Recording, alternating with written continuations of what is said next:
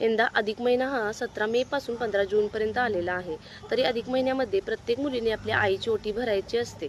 ते आईबद्दल असलेलं प्रेम, माया, आदर व्यक्त करायचा असतो। या महिन्यात दिलेलं दान, सन्मान हा थेट भगवानापर्यंत पोहोचतो। अधिक महिना हा कृतज्ञता व्यक्त करण्याचा महिना मानला जातो। आईची ओटी भरण्यामागचा मुख्य उद्देश ती सदैव निरोगी राहो, तिला दीर्घायुष्य मिळो, हाच मुख्य हेतू असतो।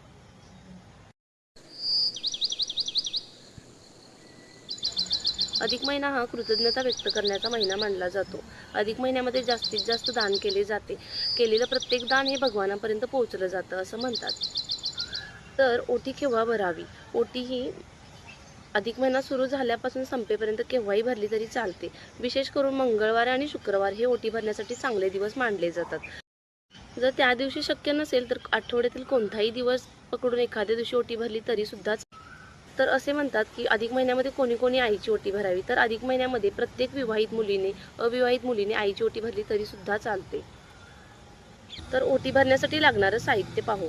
तर ओटी भरण्यासाठी सौभाग्याच्या वस्तू म्हणजे हळद, कुंकू, तांदूळ, नारळ ह्या महत्त्वाच्या गोष्टी लागतात।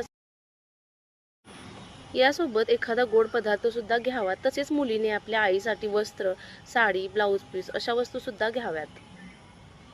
आपल्या आईला आपल्या आवडीने कोणतीही वस्तू देऊ शकतो।